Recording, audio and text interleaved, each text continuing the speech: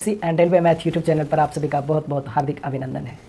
दोस्तों, जैसे कि आप सबको अच्छे से पता है, अभी हम लोग एक तरफ तो यूथ कंपटीशन टाइम्स पब्लिकेशन के रेलवे मैथमेटिक्स बुक को पढ़ रहे हैं और दूसरी तरफ हम लोगों ने पिछले सेशन में राकेश यादव सर की इस एसएससी मैथमेटिक्स बुक को हम लोगों ने शुरू किया था, जहाँ पर हम लोगों ने नंबर सिस्टम को शुरू किया था और पिछले सेशन में हम लोगों ने नंबर सिस्टम के टाइप 1 को कंप्लीट भी कर लिया था। तो आज की इस सेशन में हम लोग इस बुक से नंबर सिस्टम के टाइप 2 और टाइप 3 को इस सेशन में पढ़ने वाले हैं और इसी सेशन में मैं कोशिश करूंगा कि टाइप 2 और टाइप 3 को समाप्त कर दिया जाए। तो चलिए सेशन की शुरुआत करते हैं टाइप 2 के पहले सवाल से। देखिएगा टाइप 2 का पहला सवाल क्वेश्चन नंबर 49 को देखिएगा। सवाल में दिया गया है कि when positive number x y and z are divided by 31 the remainder are 17, 24 and 27 respectively. कहा when 4x - 2y + 3z is divided by 31 the remainder will be. मतलब तीन धनात्मक संख्याएं हैं एक्स वाई जेड तीन धनात्मक संख्याएं हैं और प्रत्येक धनात्मक संख्या को अगर 31 से भाग किया जाता है तो शेषफल क्रमशः 17, 24 और 27 प्राप्त होता है। यदि 4x - 2y + 3z को 31 से ही भाग किया जाए तो शेषफल कितना होगा, ये हमसे सवाल में पूछा जा रहा है। अब देखिए बेसिकली हमसे इस सवाल में एक्स वाई जेड की वैल्यू पूछी जा रही है। अगर एक्स वाई जेड के बारे में आपको पता चलेगा तो वैल्यू हम लोग पुट करेंगे और आसानी से आंसर हम लोग निकाल सकते हैं। एक्स वाई जेड को कैसे निकाला जा सकता है वो देखिएगा क्वेश्चन नंबर 49। और आपको पता ही है अभी हम लोग नंबर सिस्टम के टाइप 2 को पढ़ने वाले हैं। तो चलिए टाइप 2 का पहला सवाल दिया गया है क्वेश्चन नंबर 49।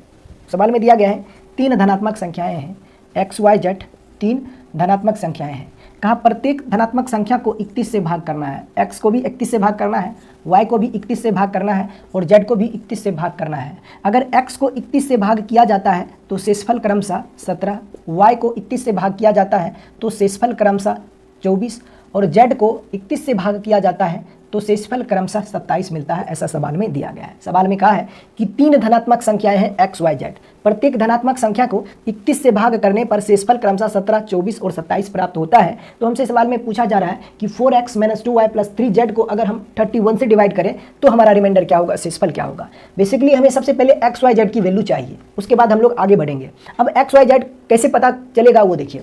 एक चीज़ बताइए, अगर x को 31 से डिवाइड किया जाता है और शेषफल 17 मिलता है, अगर x को 31 से डिवाइड किया जाता है और शेषफल 17 मिलता है तो अगर मैं x की वैल्यू ही 17 ले लेता हूं तो इसमें कोई दिक्कत है क्या? आपका जवाब होगा कि सर कोई दिक्कत नहीं होने वाला है। अगर आप x की वैल्यू 17 भी लेते हो तो चूंकि ये हो जाएगा 17 और 17 को आप 31 से डिवाइड भी करोगे तब भी यहाँ पे रिमाइंडर आपको 17 ही मिलने वाला है। तो आप x की वैल्यू को 17 ले सकते हो, इसमें कोई दिक्कत नहीं है। तो यहाँ से हमें पता चल गया कि हमारा x की वैल्यू जो होगा वह क्या हो जाएगा, 17 हो जाएगा। x की वैल्यू हमें मिल गया है 17।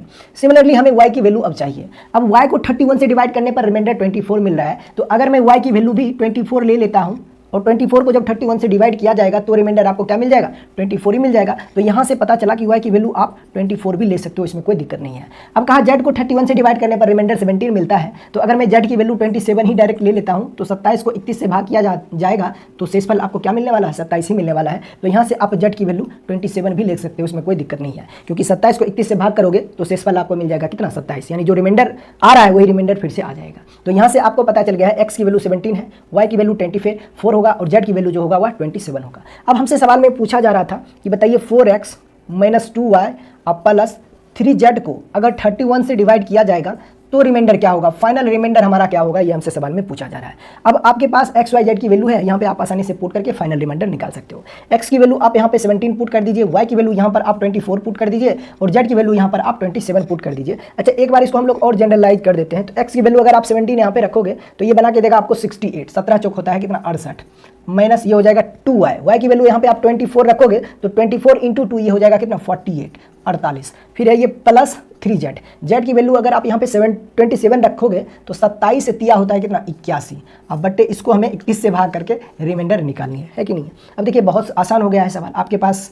इन तीनों को आप क्या कीजिए, सिंप्लीफाई कर दीजिए और देन जो बनेगा, जो यहाँ पर बचेगा डिफरेंस जो आएगा उसको 31 से डिवाइड करके आप फाइनल रिमाइंडर निकाल दीजिए। जैसे यहाँ पे देखिए इन दोनों के बीच का अंतर कितने का है, 20 का है। 20 में अगर आप 21 ऐड करते हो, 81 ऐड करते हो तो आपको क्या मिलेगा, 101। अब 101 को किससे भाग करना है, 31 से भाग करके आपको फाइनल रिमाइंडर निकालना है। उत्तर क्या होने वाला है, तो आपका जवाब होगा कि सर 3 बार में लगेगा। अगर आप 4 बार में लगाते हो तो ये ज़्यादा हो जाएगा 101 से, तो आपको 3 बार में लगाना है। तो 3 बार होता है 31 या 93, ये जो कि 101 से छोटा हो रहा है। तो 101 में से 93 को माइनस करोगे तो जो शेषफल आपको मिलेगा वो कितना हो जाएगा, 101 में से आप 93 को माइनस करोगे तो रिमाइंडर आपको क्या मिलेगा, 8 मिलेगा। और यही तो हमसे सवाल में पूछा जा रहा था कि अगर इस 101 को 31 से भाग किया जाएगा तो शेषफल क्या होगा, तो हमारा उत्तर होगा, शेषफल जो हमारा होगा यानी फाइनल रिमाइंडर हमारा जो होगा वह 8 होगा। और यही इस सवाल का उत्तर होगा।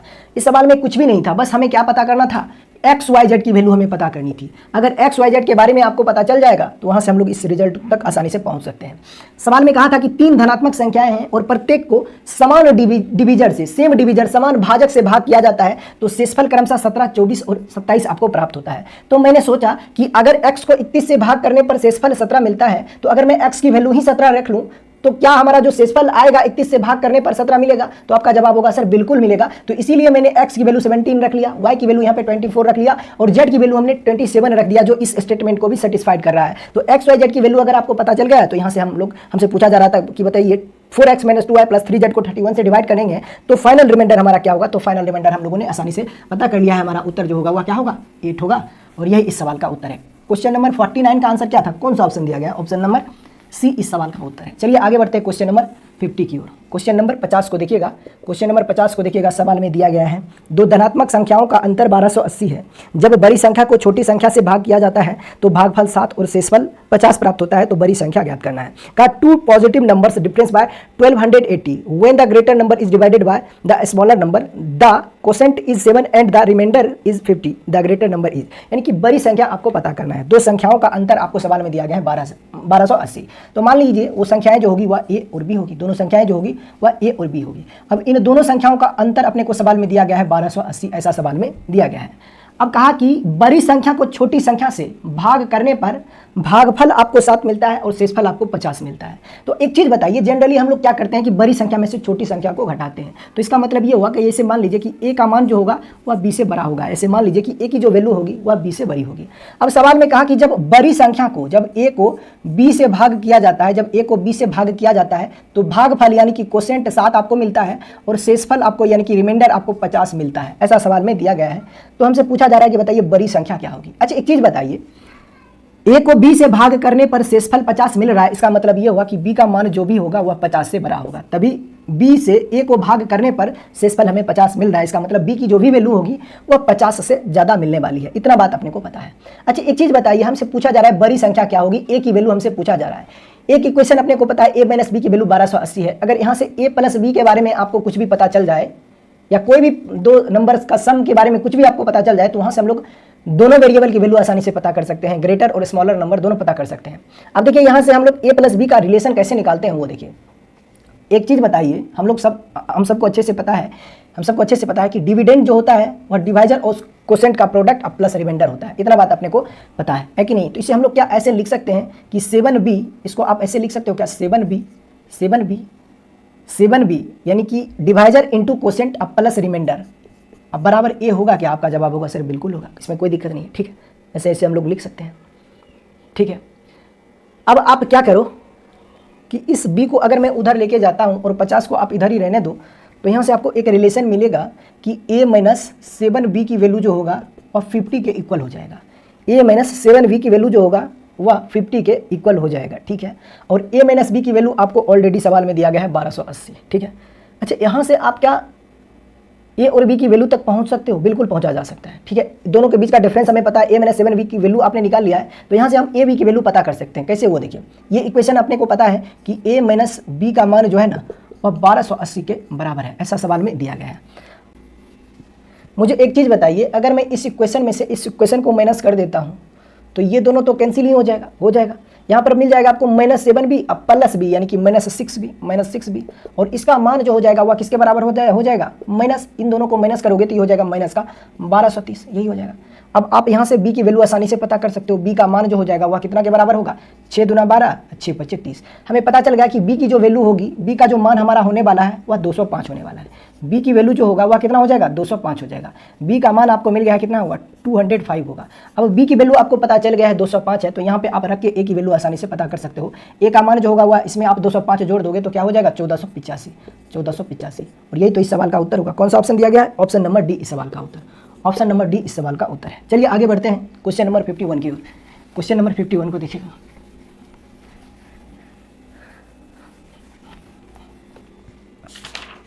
देखिएगा क्वेश्चन नंबर 51, क्वेश्चन नंबर 51 को देखिएगा। सवाल में दिया गया है कि एक भाजक भागफल का 15 गुना तथा शेषफल का 3 गुना है। यदि शेषफल 40 है तो भाज्य क्या होगा?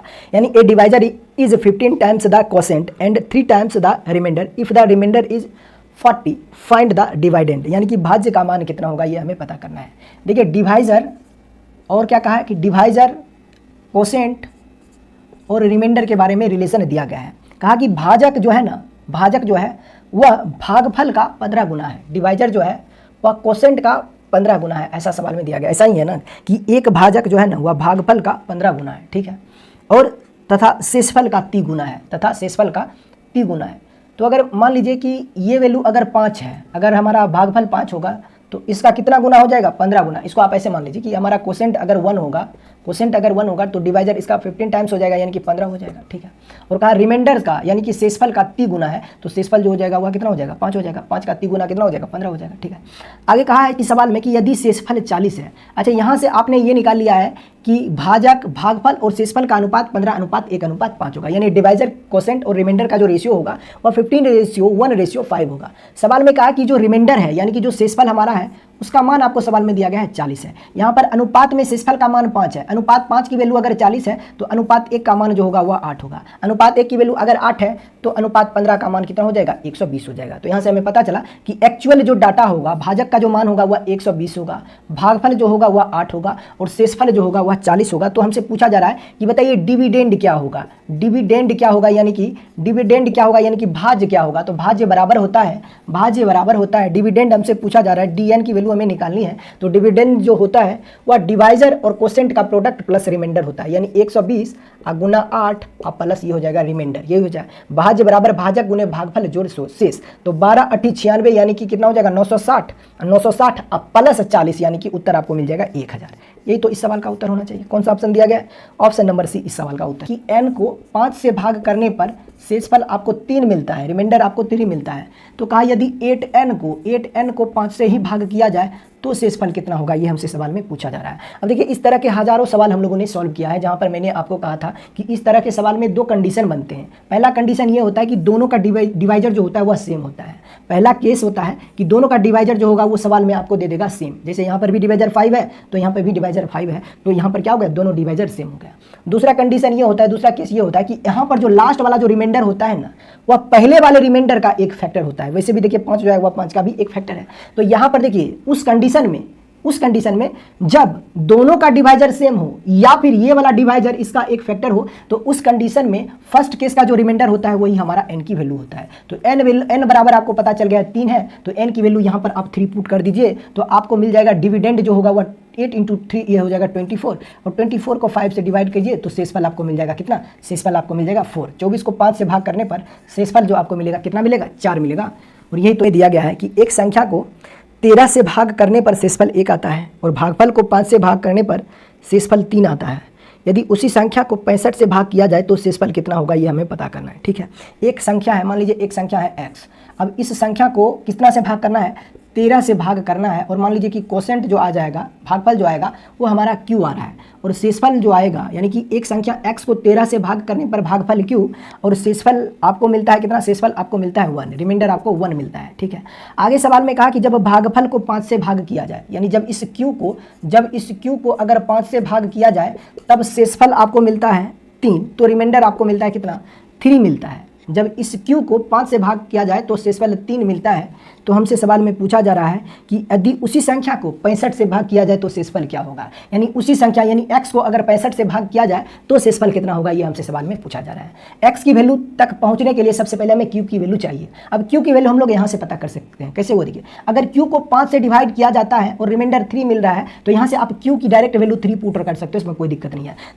3 में अगर 5 से भाग दोगे भी तो शेषफल आपको 3 ही मिलने वाला है। तो यहाँ से q की वैल्यू आप डायरेक्ट 3 पुट कर सकते हो कि q की जो वैल्यू होगा हमारा वो होगा 3। अब q की वैल्यू आपको पता चल गया है 3, तो q की वैल्यू यहाँ पे आप 3 रख के x की वैल्यू आसानी से पता कर सकते हो। यानी डिविडेंड जो होता है, भाज्य जो होता है वह भाजक और भागफल का गुणनफल होता है और शेषफल का योगफल होता है। तो यहाँ से x की वैल्यू आपको पता चल गया कितना होगा? 13 × 39, 39 प्लस 1 यानी कि 40, यही हो जाएगा। अब x की वैल्यू हमें मिल गया 40। अब कहा कि इसी x को अगर 65 से भाग करना है, इसी x को अगर 65 से भाग करना है तब शेषफल कितना होगा? तो हमारा शेषफल जो होगा वह कितना हो जाएगा? 40 होगा और यही इस सवाल का उत्तर होगा। यानी कि 40 को जब 65 से भाग किया जाएगा तो शेषफल कितना हो जाएगा, 65 ही रह जाएगा, क्योंकि ऊपर वाली संख्या जो है वह नीचे वाली संख्या से छोटी है। तो यही इस सवाल का उत्तर है। क्वेश्चन नंबर 54 को सवाल में दिया गया है कि यदि दो संख्याओं को एक ही भाज्य से, भाज्य मतलब संख्या होता है, यदि दो संख्या को एक ही संख्या से भाग दिया जाए तो शेषफल क्रमशः 3 और 4 आता है। यदि दोनों संख्या के योग को उसी भाज्य यानी उसी संख्या से भाग किया जाए तो शेषफल 2 मिलता है। तो आपको पता करना है वह भाज्य क्या होगा, यानी उस संख्या का मान कितना होगा, उस भाजक का मान कितना होगा, ये हमें पता करना है। अब देखिए इस तरह के जो सवाल होते हैं वह कॉन्सेप्ट बेस्ड सवाल होते हैं। कॉन्सेप्ट क्या होता है वो देखिए, मान लीजिए कि दो संख्याएं हैं और दोनों संख्या को एक ही भाज्य से भाग करना है, एक ही संख्या से भाग करना है। तो मैं मान लेता हूँ कि वो दोनों संख्याएं जो होगी वह x और y होगी। अब दोनों संख्या को समान भाजक से भाग करना है, यानी x को भी d से भाग कर दीजिए और y को भी d से भाग कर दीजिए। x को d से भाग करने पर आपको शेषफल जो मिलेगा वो मान लीजिए a मिलेगा, और y को d से भाग करने पर आपको शेषफल जो मिलेगा वह आपको b मिलेगा। आगे सवाल में दिया गया है कि उन्हीं दोनों संख्या के योगफल को, इन्हीं दोनों संख्या के योगफल को उसी भाज्य से, उसी भाज्य यानी उसी संख्या से अगर भाग किया जाता है तो शेषफल R3 मिलता है। अब मान लीजिए R3 की वैल्यू जो होगा वो हमारा C होगा। सवाल में कहा है कि दो संख्या को समान संख्या से भाग करने पर शेषफल क्रमशः R1 और R2 मिलता है। आगे सवाल में कहा है, कंसेप्ट समझ लीजिए, कि अगर उसी दोनों संख्या के योगफल को उसी भाज्य से भाग किया जाता है तो शेषफल R3 मिलता है। तो आपसे पूछा जाएगा कि बताइए इस तरह के सवाल में कि भाज्य का मान क्या होगा, डिवाइजर की वैल्यू कितनी होगी, भाजक का मान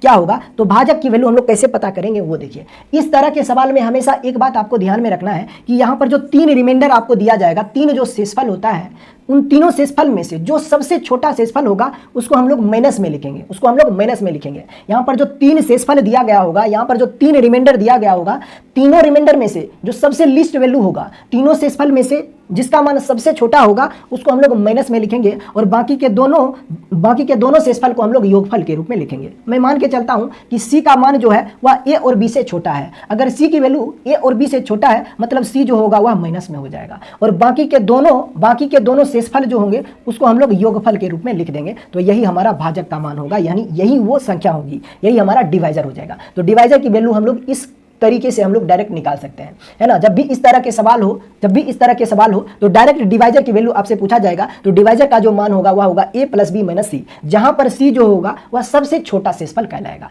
अब जैसे इसी सवाल में देखिए ना, कहा कि दो संख्याओं को एक ही भाज्य से भाग दिया जाता है, भाज्य मतलब संख्या, दो संख्या को एक ही संख्या से भाग किया जाता है तो शेषफल क्रमशः सवाल में दिया जाता है 3 और 4 मिलता है, शेषफल क्रमशः 3 और 4 मिलता है। अब कहा जब उन्हीं दोनों संख्या के योगफल को उसी संख्या से भाग किया जाता है तो शेषफल आपको सवाल में दिया गया है कितना मिलता है, शेषफल आपको 2 मिलता है। तो हमसे सवाल में पूछा जा रहा है कि बताइए डिवाइजर की वैल्यू कितना होगा, भाजक का मान कितना होगा। तो आपको अगर भाजक की वैल्यू निकालनी है, डिवाइजर की वैल्यू निकालना है, तो बस आपको सिर्फ इतना बात ध्यान रखना है कि जो तीनों शेषफल दिया गया है, तीनों शेषफल में से सबसे छोटा शेषफल कौन है। तो आप पाओगे कि सबसे छोटा शेषफल जो है वह हमारा 2 है। तो जो भी सबसे छोटा शेषफल होगा उसको हम लोग माइनस में लिखेंगे, और बाकी के दोनों शेषफल को हम लोग योगफल के रूप में लिख देंगे, यानी कि दोनों को जोड़ देंगे। तो 3 + 4 कितना हो जाएगा, 3 + 4 - 2, यही हमारा भाजक हो जाएगा। यानी कि डी की वैल्यू हो जाएगा 3 + 4 - 2, उत्तर हो जाएगा 4 + 3 7, 7 में से 2 को घटाओगे उत्तर आपको मिल जाएगा 5, और यही इस सवाल का उत्तर है। बस कॉन्सेप्ट समझना था और आंसर आप देखिए चुटकियों में निकाल पा रहे हो। ऑप्शन नंबर सी इस सवाल का उत्तर हो जाएगा। बस इस तरह के सवाल में आपको ध्यान में रखना है कि जो 3 शेषफल होगा उसमें से जो सबसे छोटा शेषफल होगा उसको हम लोग माइनस में लिखेंगे, और बाकी के दोनों शेषफल को हम लोग योगफल के रूप में लिख देंगे।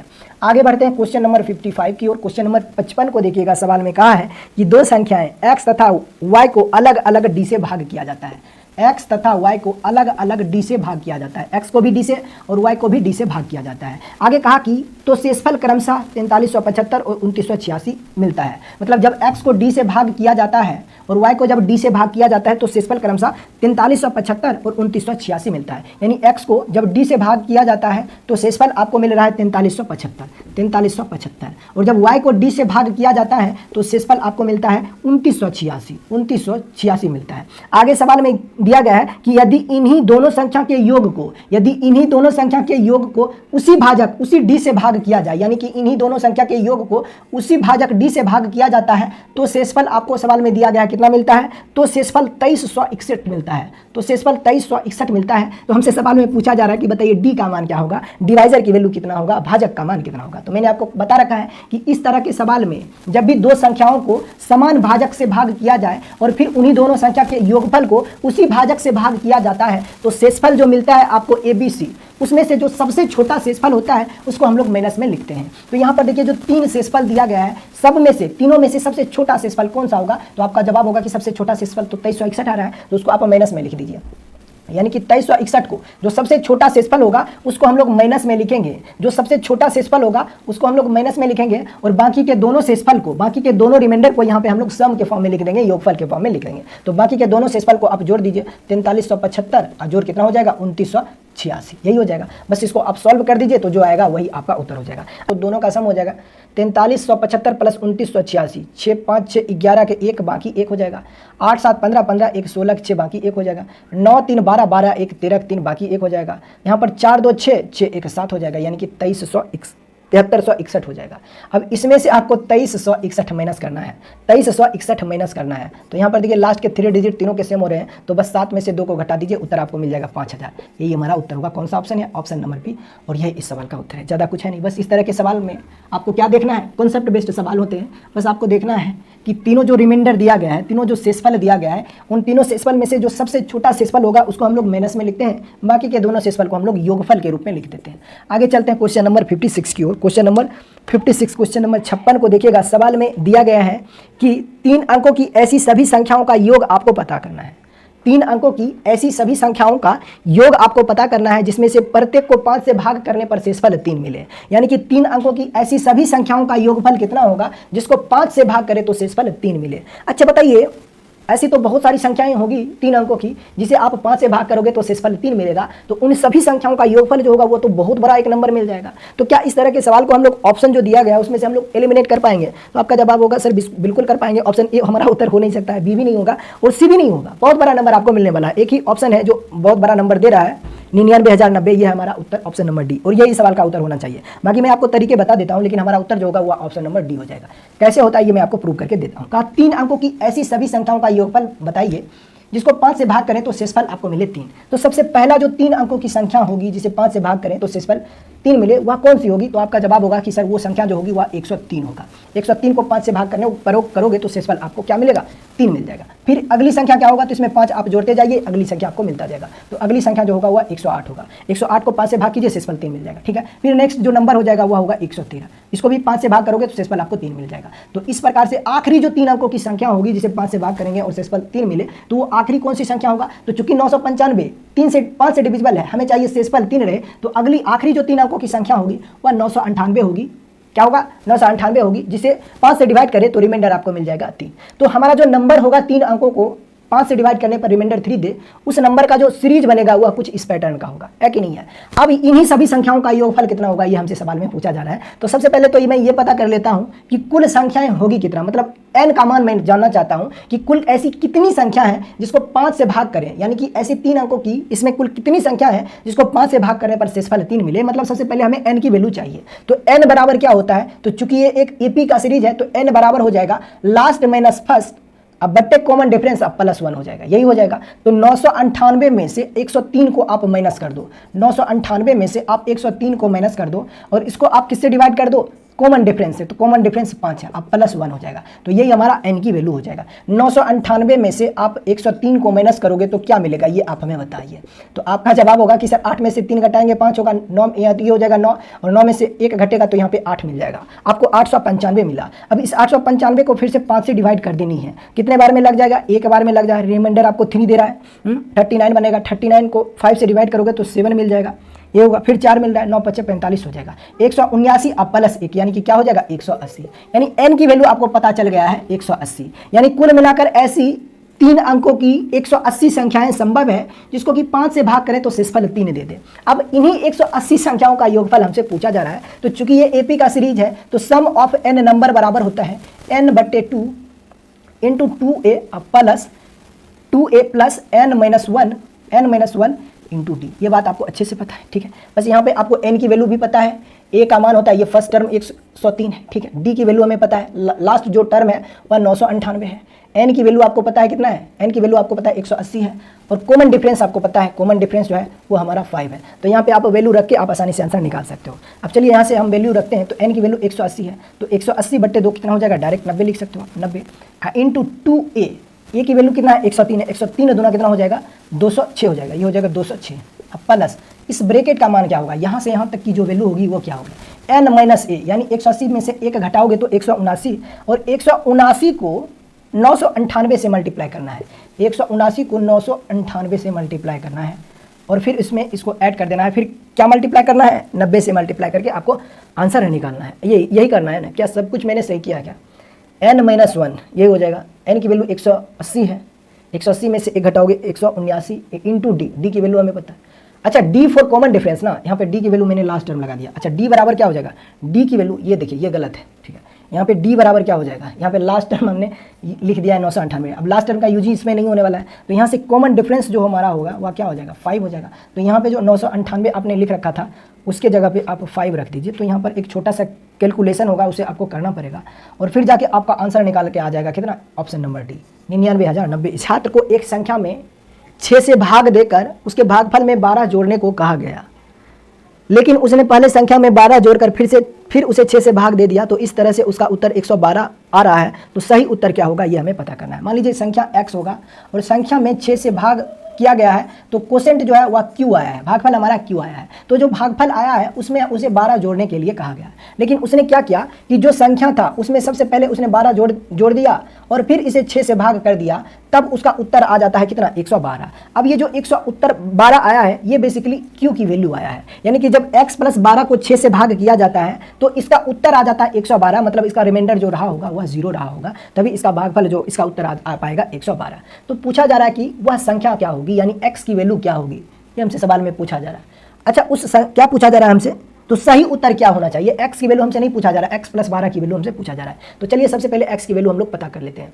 यहाँ पे पता है हमारा ये जो है वो हमारा भाज्य है, तो हम लोग डायरेक्ट यहाँ पे लिख सकते हैं x प्लस 12 का मान जो हो जाएगा वह हो जाएगा 112 गुना 6 के बराबर हो जाएगा, राइट। तो यहाँ से हो जाएगा बरछक 72 700, ये हो जाएगा कितना, ये इसको 6 से मल्टीप्लाई करोगे तो ये हो जाएगा कितना 672 हो जाएगा ना, 672 हो जाएगा। 672 में से 12 घटेगा तो 660 हो जाएगा, यानी x की वैल्यू जो होगा आपको मिलेगा वह आपको मिलेगा 660। x की वैल्यू आपको मिल गया है 660, तो यहाँ पे x की वैल्यू आप रख दीजिए कितना 660। x की वैल्यू जब आप 660 रखोगे तो यहाँ पे x की वैल्यू जब आप 660 रखोगे तो यहाँ पे आपको मिल जाएगा कितना, ये हो जाएगा 110, 11 छक्के कितना होता है 66 होता है 110। अब ये हमारा क्या है क्यों है, भागफल हमारा 110 मिला है। अब भागफल में 12 जोड़ना था, तो 110 में जब आप 12 जोड़ोगे तो यही तो हमारा उत्तर हो जाएगा कितना 122, है कि नहीं, यही सवाल का उत्तर हो जाएगा। यानी कि भागफल जो भी आएगा उसमें 12 जोड़ देना है, तो वही हमारा उत्तर हो जाएगा 122, इस सवाल का उत्तर होगा ऑप्शन नंबर बी। चलिए आगे बढ़ते हैं क्वेश्चन नंबर 58 की ओर। क्वेश्चन नंबर 58 को देखिएगा, सवाल में कहा है कि 71 और एक अज्ञात संख्या के गुणनफल में 47 जोड़ा जाता है, और इस तरह से प्राप्त संख्या को जब 7 से भाग किया जाता है तो भागफल 58 मिलता है, तो अज्ञात संख्या क्या होगी आपको पता करना है। मान लीजिए एक संख्या है 71, इसमें एक अज्ञात संख्या से गुना किया जाता है, एक अज्ञात संख्या मान लीजिए x से गुना किया जाता है, तो जो गुणनफल होगा हमारा 71x, इसमें कितना जोड़ देना है 47 ऐड कर देना है, 47 जोड़ देना है, ठीक है। कहा इस तरह से प्राप्त संख्या को, इस तरह से जो ये प्राप्त संख्या है इसको 7 से भाग करना है, यानी कि 71x और प्लस 47 को जब 7 से भाग किया जाता है, 7 से भाग किया जाता है तो भागफल 98 मिलता है, यानी कि भागफल कोसेंट जो होता है वो आपको 98 मिलता है, और रिमाइंडर, चूंकि रिमाइंडर के बारे में चर्चा नहीं हो रही है तो रिमाइंडर जो आया होगा वह 0 आया होगा। तो हमसे पूछा जा रहा है कि अज्ञात संख्या किसका गुणक होगा, यानी सबसे पहले आप x की वैल्यू निकाल लीजिए और वो जो अज्ञात संख्या होगी वह किसका मल्टीपल होगा, ये हमसे सवाल में पूछा जा रहा है। ये वैल्यू हम लोग पता कर सकते हैं। सबसे पहले आप x की वैल्यू निकाल लीजिए। अच्छा एक चीज़ बताइए, अज्ञात संख्या यानी ये जो 71x प्लस 47 की जो वैल्यू होगी वह 98 और 7 का प्रोडक्ट होगा, आप कहोगे बिल्कुल होगा, यानी कि डिविडेंड जो होता है वह डिवाइजर और कोसेंट का प्रोडक्ट होता है प्लस रिमाइंडर, चूंकि रिमाइंडर 0 है तो जो ये जो डिविडेंड होगा वह इन्हीं दोनों का प्रोडक्ट हो जाएगा। तो ये हो जाएगा 71x प्लस ये हो जाएगा 47, ये हो जाएगा इक्वल टू हो जाएगा 98 इंटू 7 हो जाएगा। अब इसको हम मल्टीप्लाई करते हैं तो क्या मिलेगा आपको, डायरेक्ट मल्टीप्लाई करके लिख दीजिए, 7 8 56 के बाद 6 बाकी 5 9 7 63 और 5 होता है 68, ये हो जाएगा। तो यहाँ से आपको क्या मिलेगा कि 71x की वैल्यू जो होगा वह इधर आके माइनस हो जाएगा, तो 86 में से आप 47 को माइनस करोगे तो ये हो जाएगा 9, आपको मिल जाएगा 7 में से 4 घटेगा 3, ये हो जाएगा कितना 639, यही होगा ना 639 हो जाएगा। 71x की वैल्यू अगर 639 के इक्वल है तो यहाँ से x का मान जो होगा वह 639 बट्टे 71 हो जाएगा, राइट, यहाँ से ये हो जाएगा। अब आप बताइए x की वैल्यू क्या निकाल के आएगा, यहाँ से x का मान क्या हो जाएगा, 9 बार में अगर आप लेके जाते हो तो ये हो जाएगा 9 7 63, 9 एकम 9, 9 बार में ये कैंसिल हो जाएगा। तो x की वैल्यू आपको मिल गया है 9। अब चूंकि x की वैल्यू हमें मिल गया है 9, तो यही हमसे पूछा जा रहा है कि जो x होगा वह किसका फैक्टर हो सकता है, x जो होगा, अच्छा x जो होगा वह किसका फैक्टर हो सकता है, ये हमसे पूछा जा रहा है। यानी कि तो अज्ञात संख्या किसका गुणक है, तो अज्ञात संख्या जो होगा वह किसका एक फैक्टर हो सकता है, अज्ञात संख्या जो होगा वह फैक्टर नहीं मल्टीपल किसका होगा, ये हमसे पूछा जा रहा है, गुणक किसका होगा। तो अज्ञात संख्या जो ऑप्शन दिया गया है उसमें सिर्फ एक ही ऑप्शन है, ऑप्शन नंबर डी, यानी कि ये 9 जो है वह किसका गुणक है, किसका मल्टीपल है, 3 का मल्टीपल है। और यही सवाल का उत्तर होगा। अच्छा, क्या इस सवाल में बिना पेन पेपर यूज किए क्या इस सवाल का आंसर निकाला जा सकता है? आप नहीं निकाल पाओगे, जब तक कि आप x की वैल्यू नहीं निकाल पाओगे तब तक आप आंसर नहीं निकाल पाओगे। हाँ, यहाँ से हम लोग डायरेक्ट सोच सकते थे 9 3 12 6 18, तो x की जो वैल्यू होगी वो डायरेक्ट आप पता कर सकते हो, x का मान जो होगा वह 3 का ही कोई ना कोई एक मल्टीपल होने वाला है। ठीक है, ऐसे आप पता कर सकते हो। चलिए आगे बढ़ते हैं क्वेश्चन नंबर 59 की ओर। क्वेश्चन नंबर 59 को देखिएगा, क्वेश्चन नंबर 59 को देखिएगा। सवाल में दिया गया है कि जब एक पूर्णांक k को 3 से भाग किया जाता है तो शेषफल 1 मिलता है, और जब k + 1 को 5 से भाग किया जाता है तो शेषफल 0 प्राप्त होता है। तो निम्न में से k का संभावित मान क्या होगा, ये हमसे सवाल में पूछा जा रहा है। जब k को 3 से भाग किया जाता है और शेषफल 1 मिलता है, k + 1 को 5 से भाग किया जाता है तो शेषफल 0 मिलता है, तो k का मान जो भी होगा वह 4 का मल्टीपल होगा, यानी ऑप्शन नंबर सी ही इस सवाल का उत्तर है, बाकी कोई पॉसिबल नहीं है ना। जो भी वैल्यू होगा हमारा k का मान जो भी होगा वह एक 4 का मल्टीपल होगा। कैसे, वो देखिए, कहा है कि k को जब 3 से भाग किया जाता है, जब k को 3 से भाग किया जाता है तो शेषफल 1 मिलता है। k को जब 3 से भाग किया जाता है तो शेषफल 1 मिलता है, और जब k + 1 को 5 से भाग किया जाता है, जब k + 1 को 5 से भाग किया जाता है तो शेषफल 0 मिल जाता है। इसका मतलब ये हुआ कि k + 1 जो होगा वह 5 से पूरी तरह से विभाज्य होगा। k + 1 जो होगा वह 5 से पूरी तरह से विभाज्य होगा। तो अगर मैं k की वैल्यू 4 रख देता हूं तो 4 + 1 हो जाएगा 5, और 5 को 5 से डिवाइड करने पर रिमाइंडर 0 आ जाएगा। अब कहा कि जब k को 3 से डिवाइड किया जाता है तो शेषफल 1 मिलता है, तो यहाँ पर अगर k की वैल्यू 4 रखते हो तो ये 4 को 3 से डिवाइड करने पर रिमाइंडर 1 आ रहा है। तो यहाँ से हमें पता चला कि k की वैल्यू जो भी होगी वह 4 का मल्टीपल होगा। तो देखिए ऑप्शन में कौन सा ऑप्शन 4 का मल्टीपल है, ऑप्शन नंबर सी, यही हमारा उत्तर हो जाएगा 64। बाकी इस सवाल में कुछ है नहीं। आगे बढ़ते हैं क्वेश्चन नंबर 60 की ओर। क्वेश्चन नंबर क्या है, 60। क्वेश्चन नंबर 60 की ओर हम लोग चलते हैं, और सवाल में दिया गया है कि किसी संख्या को 289 से भाग करने पर शेषफल 18 मिलता है। मतलब एक संख्या x है और इसको 289 से भाग किया जाता है तो शेषफल यानी कि रिमाइंडर आपको मिलता है कितना, रिमाइंडर आपको 18 मिल जाता है। आगे सवाल में क्या दिया गया है, आगे सवाल में दिया गया है कि उसी संख्या को यानी कि जब x को ही उसी संख्या को जब 17 से भाग किया जाता है, तो शेषफल कितना होगा, ये हमसे सवाल में पूछा जा रहा है। मैंने आपको कहा है कई बार इस तरह के सवाल में जो कंडीशन होते हैं वह 2 तरह के केस बनते हैं।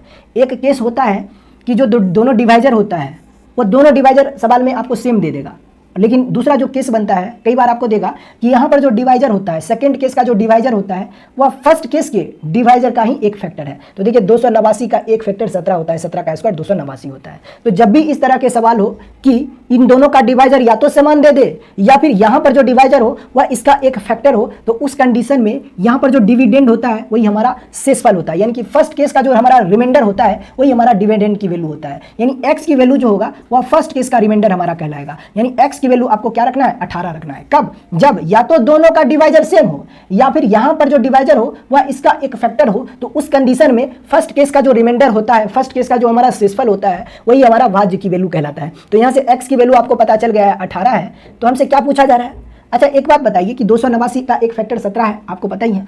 तो x की वैल्यू आपको पता चल गया 18, तो 18 को यहाँ पे x की वैल्यू आप 18 पुट करके 17 से भाग कर दीजिए, तो शेषफल आपको मिल जाएगा कितना, 1। और यही तो इस क्वेश्चन नंबर 61 को देखिएगा, क्वेश्चन नंबर 61 को देखिएगा। सवाल में दिया गया है कि 288 को a से भाग किया जाता है तो शेषफल 18 मिलता है। तो a का 2 अंकों के सबसे बड़ा मान क्या हो सकता है, a का 2 अंकों का सबसे बड़ा मान कितना होगा, ये हमें पता करना है।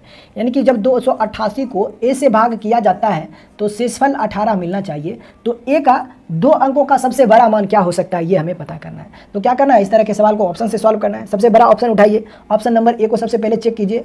अगर मैं 70 से 288 को भाग करता हूँ, 288 को अगर आप 70 से भाग करोगे तो कितना शेषफल आपको मिलेगा, तो आपका जवाब होगा कि सर 288 है और 280 चूंकि 70 से डिविजिबल है, 7 चौक 28 होता है, तो शेषफल तो आपको 8 मिल जाएगा, शेषफल आपको 8 मिल जाएगा, लेकिन मिलना चाहिए था 18।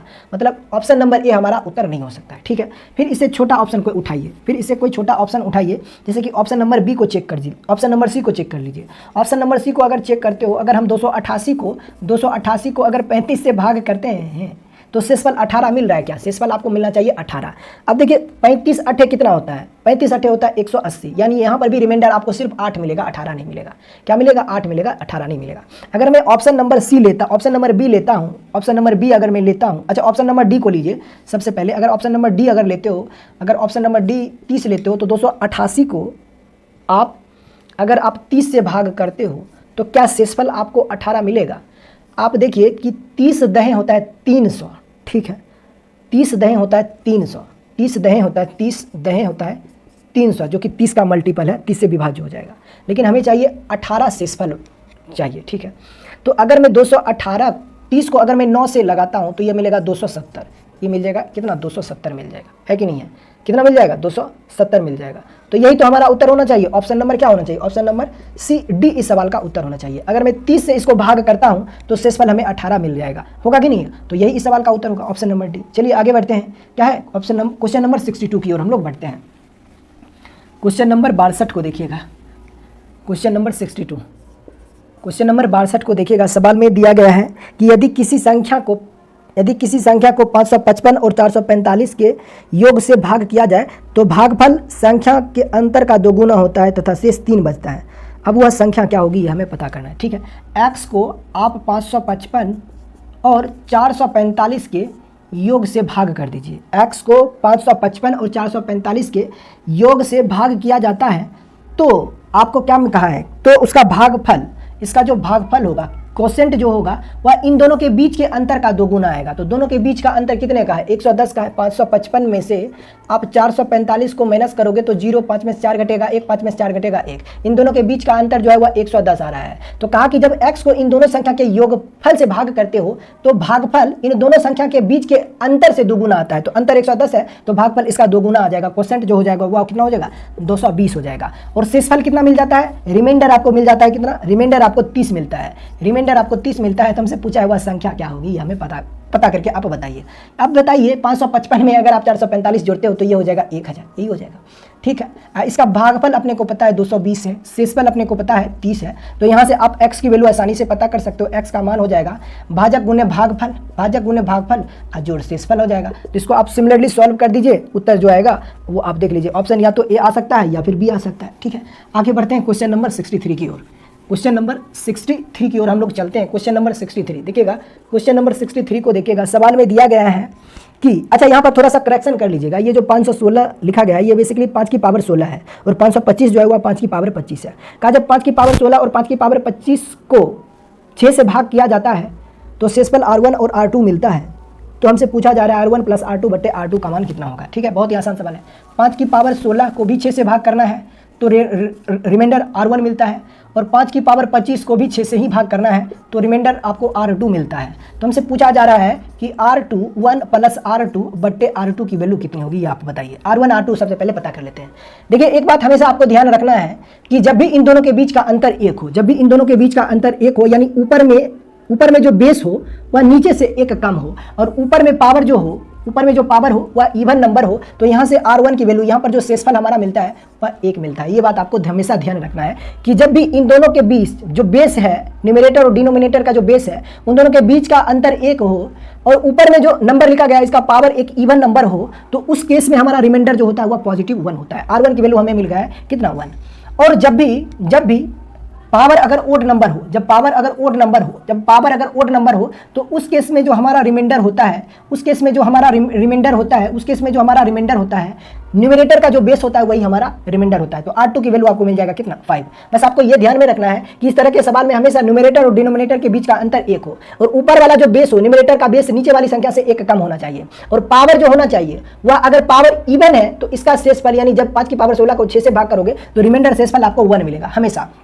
और अगर पावर विषम है, पावर अगर ओड नंबर है, तब 5 की पावर 25 को 6 से भाग करोगे तो यहाँ पर जो बेस होता है वही हमारा रिमाइंडर कहलाता है। तो R1 की वैल्यू 1 है, R2 की वैल्यू 5 है, यहाँ पे पुट कर दीजिए तो 6 बट्टे 5, यही हमारा उत्तर हो जाएगा ऑप्शन नंबर डी। आगे बढ़ते हैं क्वेश्चन नंबर 6। आ गया है कि मान लीजिए कि ए बी एक 2 अंकों की संख्या है, जहाँ पर ए बी जो होगा वह एक अभाज्य संख्या है और ए जो है वह बी के बराबर नहीं है। कहा जब इस संख्या के अंकों को पलट दिया जाता है तब भी वो नंबर एक प्राइम नंबर ही बनता है। तो ऐसे 2 अंकों की जितनी भी संख्याएं संभव है जिसके अंकों को बदलने पर भी वो नंबर प्राइम नंबर हो, उन सारे प्राइम नंबर का सम कितना होगा, ये हमसे सवाल में पूछा जा रहा है। मतलब यहाँ पे देखिएगा ए जो है ना, ए का मान जो होगा वह बी के बराबर नहीं होगा, जबकि ए बी जो है वह एक प्राइम नंबर है, यानी कि एक अभाज्य संख्या है। जबकि इसके नंबर को अगर आप पलट देते हो तो ये भी एक प्राइम नंबर ही बनना चाहिए, जहाँ पर ए बी की वैल्यू जो होगा, ए की वैल्यू बी के बराबर नहीं है। तो आपको ये बताना है कि ऐसे 2 अंकों की कितनी संख्याएं संभव है, उन सभी संख्याओं का योगफल आपको पता करना है। अब ध्यान रहे कि ए का मान जो है वह बी के बराबर नहीं होना चाहिए। तो आप बताइए सबसे जो 2 अंकों की जो सबसे छोटी अभाज्य संख्या होती है वह 11 होती है, लेकिन चूंकि इसके अंकों को पलटोगे तब भी ये 11 ही बनाएगा और यहाँ पर ए का मान बी के बराबर हो जा रहा है, जबकि ए की वैल्यू बी के बराबर नहीं होनी चाहिए। तो नेक्स्ट प्राइम नंबर आप देखिए, तो नेक्स्ट जो प्राइम नंबर होगा वह 13 होगा। अब इसके नंबर्स को जब आप पलट देते हो, अंकों को जब पलटोगे तो ये बना देगा 31, तो ये भी एक प्राइम नंबर ही है। फिर अगली संख्या देखिए 17 है, 17 के डिजिट को अगर आप चेंज कर देते हो, रिप्लेस करते हो, तो ये बन जाएगा कितना 71, तो ये भी एक प्राइम नंबर है। फिर नेक्स्ट डिजिट है प्राइम नंबर, नेक्स्ट नंबर है 19। अब चूंकि 19 में नंबर को अगर आप चेंज करोगे तो देखिए यहाँ पर नेक्स्ट जो नंबर है प्राइम नंबर वो हमारा है 19। अब आपको वो प्राइम नंबर चाहिए जिसके अंकों को भी बदलो तो वो नंबर प्राइम नंबर ही बनना चाहिए। तो इसके अंक को बदलोगे तो ये 91 बना देगा और 91 जो है वो प्राइम नंबर नहीं है, तो ये नंबर आपको नहीं लेना है। फिर अगली संख्या आप देखिए 19 के बाद 23 होता है, लेकिन 23 के अंकों को बदलोगे तो ये 32 बना देगा, तो ये भी आपको नहीं लेना है। फिर आप देखिएगा क्या हो जाएगा, यानी कि 19 नहीं लेना है, 19 नहीं लेना है, 23 नहीं लेना है। फिर आपको क्या लेना है 29 भी नहीं लेना है, क्योंकि अंकों को बदलोगे तो ये भी एक प्राइम नंबर नहीं बनाएगा। फिर अगली संख्या क्या हो सकता है 31 को आपने ले ही लिया, एक बार काउंट कर लिया, तो 31 नहीं लेना है। फिर 31 से 40 के बीच में कितने प्राइम नंबर हैं, सब 37 है, और तो 37 आपको लेना है। क्या लेना है 37 लेना है, इन सबको नहीं लेना है तो हटा दीजिए, 37 को लेना है। अब इसके अंकों को बदलोगे तो ये बना देगा 73, तो ये भी एक प्राइम नंबर ही है।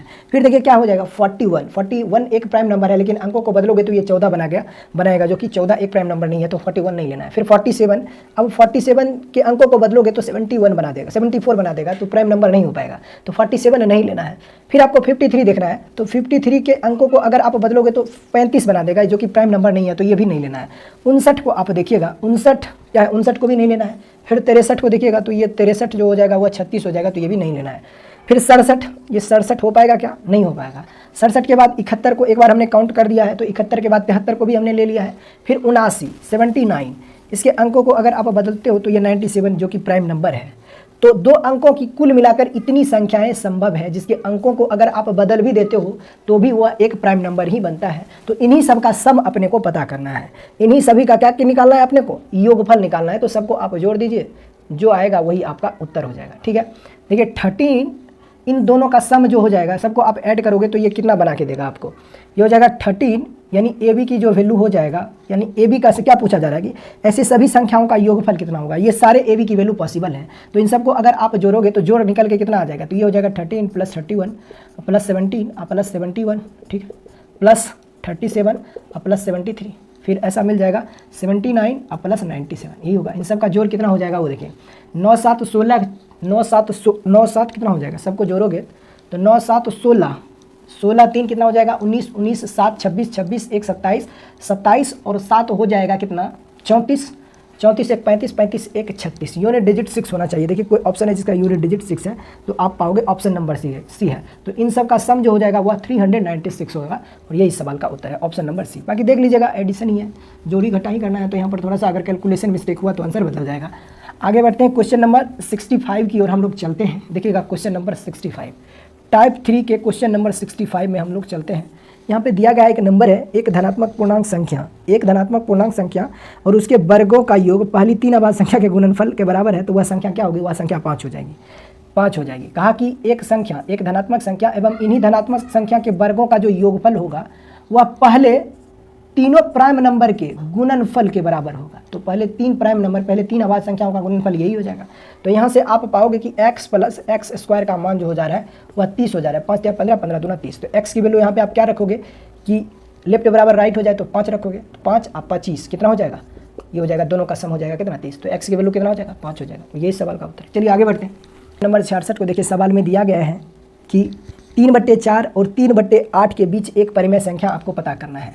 3/4 और 3/8 के बीच एक परिमेय संख्या आपको पता करना है। अब देखिए, किसी भी दो संख्याओं के बीच अनंत परिमेय संख्या होते हैं। अब जैसे इन्हीं दोनों भिन्न के बीच अनंत परिमेय संख्या होगा, लेकिन हमें पता करना है इन दोनों के बीच एक परिमेय संख्या क्या होगा। तो देखिए, अगर आप रेशनल नंबर अगर आप पता करना चाहते हो तो हम कैसे पता कर सकते हैं, वो देखिए, हमें पता करना है 3/4 और 3/8 इन दोनों भिन्नों के बीच एक परिमेय संख्या क्या हो सकता है। तो आप बताइए इसका मान क्या होगा। तो आपका जवाब होगा कि 3/4 कहने का मतलब 0.7 होता है, ठीक है, 0.75 होता है। 3/8 कहने का मतलब क्या होता है, 3/8 कहने का मतलब होता है, ये हो जाएगा कितना, ये हो जाएगा 0.33, यही हो जाएगा ना। 30 को आप 8 से डिवाइड करोगे तो 8 तिया 24, 6 0, ये आपको क्या मिला के देगा 0.3, क्या मिलेगा 0.8 7 56, यानी कि 0.37 मिल जाएगा, 0.37 मिलेगा, 0.33 नहीं होगा, ठीक है। यानी कि आपको जो दो परिमेय संख्या चाहिए वो बेसिकली इन दोनों के बीच चाहिए, यानी कि 0.37 से बड़ा होना चाहिए और 0.75 से छोटा होना चाहिए। तो आप चेक कीजिए कि चारों ऑप्शन में से किस एक ऑप्शन का मान 0.37 से तो बड़ा है, लेकिन 0.75 से छोटा होना चाहिए। आप देखिए ऑप्शन नंबर 1 को चेक कीजिए, तो ये है 7/9। तो 7/9 का मान कितना होता है, तो ये हो जाएगा 0. कितना होता है 9। तो ये ऑप्शन नंबर हमारा उत्तर नहीं हो सकता, ऑप्शन नंबर ए नहीं होगा। ऑप्शन नंबर बी को चेक कीजिए, ये है 7/3, 7/3। अब ये तो हो ही नहीं सकता क्योंकि इसका मान जो है वो 2 से भी ज़्यादा हो रहा है, तो ये नहीं हो सकता। बी भी नहीं हो सकता, बी भी नहीं होगा, ऑप्शन नंबर बी भी नहीं होगा। ऑप्शन नंबर सी को चेक कीजिएगा, ऑप्शन नंबर सी को चेक कीजिए। अच्छा, ऑप्शन नंबर डी हो सकता है क्या, ऑप्शन नंबर डी भी नहीं होगा। तो एक ही ऑप्शन बचा है, ऑप्शन नंबर सी, यही इस सवाल का उत्तर होगा, क्योंकि ऑप्शन नंबर डी जो है वह 1 से भी बड़ा हो रहा है। तो एक ही ऑप्शन बचा है, ऑप्शन नंबर सी, और ये इस सवाल का उत्तर भी होगा। वैसे चेक कर लीजिए, देखिए 5/9 कहने का मतलब क्या होता है, ये हो जाएगा 0.05 के अराउंड में आ जाएगा, ठीक है। तो ये मान देखिए 0.75 से छोटा हो रहा है, लेकिन 0.37 से क्या हो रहा है, बड़ा हो रहा है। तो यही हो जाएगा इन दोनों भिन्नों के बीच एक परिमेय संख्या। ऑप्शन में दिया गया है कि among the following statement is the statement which, question number 67 को देखिएगा, सवाल में कहा है among the following statements the statement which is not correct is, निम्नलिखित में से कौन सा कथन सत्य नहीं है। पहला ऑप्शन दिया गया है कि every natural number is a real number. क्या प्रत्येक प्राकृत संख्या वास्तविक संख्या होती है, क्या प्रत्येक प्राकृत संख्या वास्तविक संख्या होगी, बिल्कुल होगी। प्रत्येक प्राकृत संख्या जो होती है वह एक वास्तविक संख्या होती है। अगर ऐसा सवाल में होता कि क्या प्रत्येक वास्तविक संख्या प्राकृत संख्या होगी, तब नहीं होता, लेकिन यहाँ पर उल्टा हमसे सवाल में पूछा है क्या प्रत्येक प्राकृत संख्या वास्तविक संख्या होगी, तो प्रत्येक प्राकृत संख्या वास्तविक संख्या होती है। ऑप्शन नंबर बी में कहा है कि every real number is a rational number. प्रत्येक वास्तविक संख्या क्या परिमेय संख्या हो सकता है, प्रत्येक वास्तविक संख्या क्या परिमेय संख्या हो सकता है, नहीं। प्रत्येक वास्तविक संख्या परिमेय संख्या नहीं हो सकता है। देखिए, प्रत्येक वास्तविक संख्या के अंतर्गत रेशनल नंबर और इरेशनल नंबर दोनों आते हैं। यहाँ पर कहा कि प्रत्येक वास्तविक संख्या जो होगा क्या वह परिमेय संख्या होगा, नहीं। प्रत्येक वास्तविक संख्या जो होगा वह परिमेय भी हो सकता है और परिमेय भी हो सकता है। तो ऑप्शन नंबर बी जो है वह हमारा गलत दिया गया है, गलत स्टेटमेंट है। ऑप्शन नंबर सी में कहा है कि प्रत्येक पूर्णांक परिमेय संख्या होगा, यानी कि every integer is a rational number, बिल्कुल, यानी कि प्रत्येक पूर्णांक जो होता है वह एक परिमेय संख्या होता है। ऑप्शन डी दिया गया है कि प्रत्येक प्राकृत संख्या एक पूर्णांक होता है क्या, बिल्कुल होता है। प्रत्येक यानी every natural number is a integer होता है, कहा कि यही तो पूछा है कि प्रत्येक प्राकृत संख्या एक पूर्णांक होगा, तो बिल्कुल होगा। प्रत्येक प्राकृत संख्या जो होता है वह क्या होता है, एक प्रत्येक प्राकृत संख्या एक पूर्णांक संख्या होता है। तो कौन सा कथन गलत है, ऑप्शन नंबर गलत, बी गलत है। आगे बढ़ते हैं क्वेश्चन नंबर 68 की ओर। क्वेश्चन नंबर 68 को देखिएगा, यहाँ पर क्या दिया गया है, तो यहाँ पे सवाल में दिया गया है, फिर से वही सवाल है, कहा कि which of the following expression is are true, निम्नलिखित में से कौन सा कथन, निम्नलिखित में से कौन सा व्यंजक सही है, ये आपको पता करना है। पहला स्टेटमेंट दिया गया है, फर्स्ट स्टेटमेंट जो है वह दिया गया है कि क्या 337 जो है, 337 जो है यह एक प्राइम नंबर है क्या, 337 जो है वह एक प्राइम नंबर है क्या। दूसरा स्टेटमेंट दिया गया है कि दूसरा स्टेटमेंट 12 के 6 धनात्मक गुणनखंड होते हैं क्या, 12 के 6 फैक्टर्स होते हैं क्या, 12 के 6 धनात्मक गुणनखंड होते हैं क्या। तीसरा क्या दिया गया है, तो तीसरा स्टेटमेंट दिया गया है कि 32,724 पूर्ण 9 से पूर्णतः भाज्य होगा क्या, 32,734 जो होगा, 32,724 जो है क्या 9 से पूर्णतः विभाजित होगा क्या, रिमाइंडर 0 देगा क्या, ये हमें पता करना है। तीनों स्टेटमेंट में से कौन सा स्टेटमेंट सही है, मुझे तो दिख रहा है कि तीनों स्टेटमेंट सही हो रहा है। अगर कोई भी नंबर अगर 9 से विभाजित है तो उस नंबर में जो डिजिट होते हैं उन सबके डिजिट सम जो होने चाहिए वो 9 से डिविजिबल होना चाहिए। तो यहाँ पे देखिए डिजिट सम बन रहा है 4 2 6 7 6 13 13 2 15 15 3 18, तो ये नंबर 9 से डिवाइड हो रहा है, ये स्टेटमेंट सही है, ठीक है। देखिए 12 के कुल मिलाकर 6 फैक्टर होते हैं। 12 के कुल मिलाकर कितने फैक्टर होते हैं? 6 फैक्टर होते हैं। कितने फैक्टर होते हैं? सारे के सारे धनात्मक फैक्टर निकालने के लिए बोला है, तो 12 के कुल मिलाकर 6 फैक्टर ही होते हैं। 1, दूसरा 2, तीसरा 3, 4, 6 और एक छठा हो जाएगा क्या? 12। तो कुल मिलाकर देखिए कितने फैक्टर बन रहे? 6 फैक्टर। तो दूसरा स्टेटमेंट भी सही है।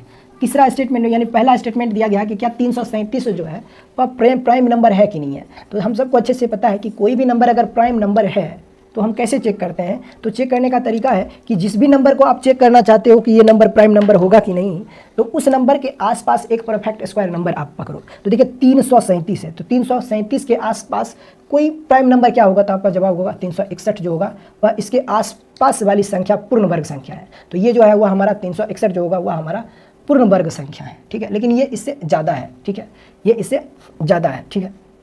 और इससे कम क्या होगा?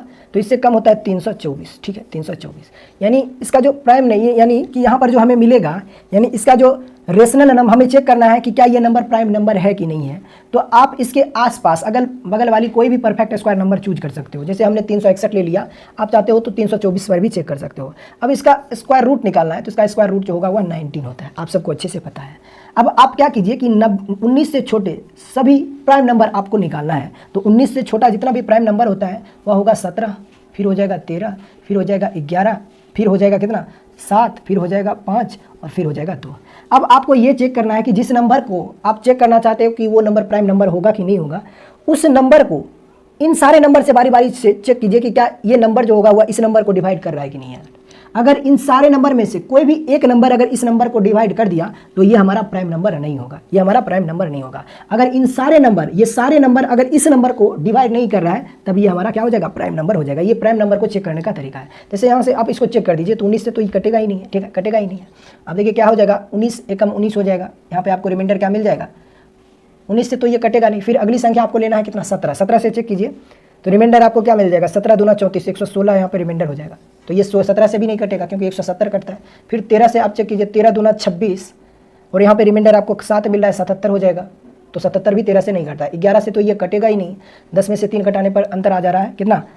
7। तो 11 इससे भी नहीं कटेगा, इससे भी नहीं कट रहा है। 7 से कटेगा क्या? 7 चौक 28, 5 7, 7 से भी नहीं कटेगा, 5 से कटेगा ही नहीं कटेगा और 2 से भी नहीं कट रहा है। मतलब ये एक प्राइम नंबर है। तो यहाँ से हमें पता चला कि तीनों स्टेटमेंट जो है वह पूरी तरह से सत्य है। कौन सा ऑप्शन हो जाएगा? ऑप्शन नंबर डी, यानी कि सभी व्यंजक सत्य हैं। ऑप्शन नंबर को ये पता करना है कि चारों ऑप्शन में से कौन सा एक प्राइम नंबर नहीं है। चारों ऑप्शन में से कौन सा एक प्राइम नंबर नहीं है, कौन सी एक अविभाज्य संख्या नहीं है, मतलब कि अभाज्य संख्या नहीं है। अगर हमें चेक करना होता है कि कोई भी नंबर अगर प्राइम नंबर है तो कैसे चेक करते हैं? हम क्या करते हैं कि उस नंबर के आसपास वाले एक परफेक्ट स्क्वायर नंबर को ढूंढते हैं और फिर उसका स्क्वायर रूट निकालते हैं। फिर उसके हम लोग क्या करते हैं? प्राइम फैक्टर निकाल लेते हैं कि जो भी प्राइम नंबर होते हैं उससे हम लोग बारी बारी से उसको डिवाइड करते हैं। अगर वो प्राइम फैक्टर वाले नंबर उसको डिवाइड कर दिया तो वो नंबर प्राइम नंबर नहीं कहलाएगा। लेकिन अगर सारे प्राइम फैक्टर उसको डिवाइड नहीं कर पा रहा है तो वो नंबर प्राइम नंबर हो जाएगा। जैसे इसी को हमें चेक करना है कि हमारा प्राइम नंबर होगा कि नहीं होगा, तो आप क्या करो कि इस नंबर के आसपास एक पूर्ण वर्ग संख्या खोजिए। तो आपको 196 जो होता है वह पूर्ण वर्ग संख्या होता है, 14 का स्क्वायर होता है। तो 14 के नीचे सभी अभाज्य संख्या आप ढूंढ लीजिए। तो आप कहोगे 14 से छोटी सभी अभाज्य संख्या होता है 11, 13, फिर होता है कितना? 7, फिर होता है कितना? 5, फिर होता है कितना? 3 और 2 होता है। अब इन सारे नंबर से इसको डिवाइड करना है और ये सारे नंबर में से कोई भी एक नंबर अगर इसको डिवाइड कर दिया तो ये हमारा प्राइम नंबर नहीं होगा। लेकिन अगर कोई भी संख्या इसको डिवाइड नहीं कर रही है तब ये हमारा क्या हो जाएगा? प्राइम नंबर हो जाएगा। तो चेक कर लीजिए, 11 से तो ये कटेगा नहीं, कटेगा क्या? 8 में से 9 घटाओगे नहीं कटेगा। 13 से ये कट रहा है क्या? 13 से कटेगा क्या? 13 से भी नहीं कटेगा, नहीं कटेगा। 7 से कट रहा है क्या? 7 दूना 14, 5 7 से भी नहीं कटेगा, 5 से कटेगा नहीं, 3 से तो कटेगा नहीं, 2 से नहीं कटेगा। मतलब ये हमारा प्राइम नंबर नहीं है। हमें क्या चेक करना है कि कौन सा एक प्राइम नंबर नहीं है, ये प्राइम नंबर है। इसको आप चेक कीजिए तो इसका एक परफेक्ट स्क्वायर नंबर आप ढूंढ लीजिए इसके आसपास वाली संख्या। तो आपको 289 होता है और 289 का परफेक्ट स्क्वायर रूट जो होता है वह 17 होता है। तो 17 से छोटी सभी अभाज्य संख्या यानी कि आप निकालना है, 17 से छोटी सभी अभाज्य संख्या आपको निकालना है। तो ये हो जाएगा 17 भी आप काउंट कर सकते हो, कोई दिक्कत नहीं है। तो ये हो जाएगा कितना? 13, 11, 7, 5, 3 और 2 होगा। सबसे आप डिवाइड करके चेक कीजिए कि कोई भी एक नंबर इसको डिवाइड कर रहा है कि नहीं कर रहा है। 17 तो इससे कटेगा ही नहीं। ठीक, आगे बढ़ते हैं, क्या हो जाएगा? 13 से ये कटेगा क्या? 13 दूना 26, 5 नहीं कटेगा, इससे भी नहीं कटेगा, इससे भी नहीं कटेगा। 11 से तो ये कटेगा ही नहीं। 7 से कट रहा है क्या? 7 चौक 28, यहाँ पे आपको क्या मिल जाएगा? 3 नहीं कटेगा। 5 से भी नहीं कटेगा, 3 से तो कटेगा ही नहीं, 2 से नहीं कटेगा। तो ये भी हमारा प्राइम नंबर है। ये प्राइम नंबर है क्या? ये प्राइम, अच्छा 391 को देखिए, मुझे लग रहा है कि ये नंबर जो है ना वह प्राइम नंबर नहीं है, इसे चेक कर लेते हैं। ठीक है, इसके आसपास वाली संख्या को आप ढूंढिए जो परफेक्ट स्क्वायर नंबर हो। जैसे 20 को ही मैं ले लेता हूँ और इससे छोटी सभी अभाज्य संख्या आप निकाल लीजिए, तो आप पाओगे 19 हो जाएगा, 17 हो जाएगा, 13 हो जाएगा, फिर 11 हो जाएगा, 7 हो जाएगा, 5 हो जाएगा, 3 हो जाएगा, 2 हो जाएगा, यही हो जाएगा। अब चेक कीजिए इससे कोई नंबर इसको डिवाइड कर रहा है कि नहीं कर रहा है। 19 डेफिनेटली नहीं इसको डिवाइड कर पाएगा, नहीं करेगा।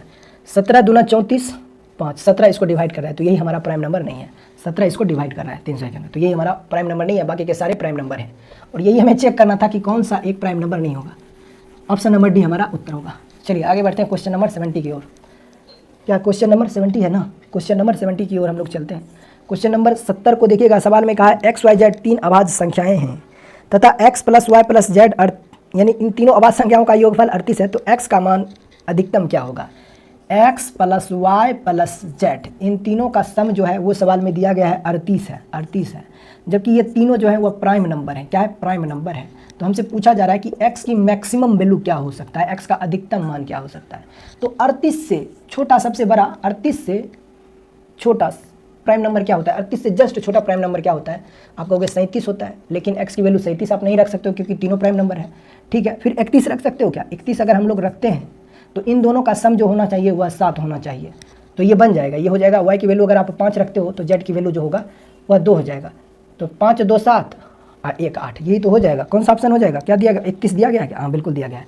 ऑप्शन नंबर सी हो जाएगा हमारा उत्तर, यानी 31 जो होगा वह सबसे बड़ा अभाज्य संख्या हो सकता है।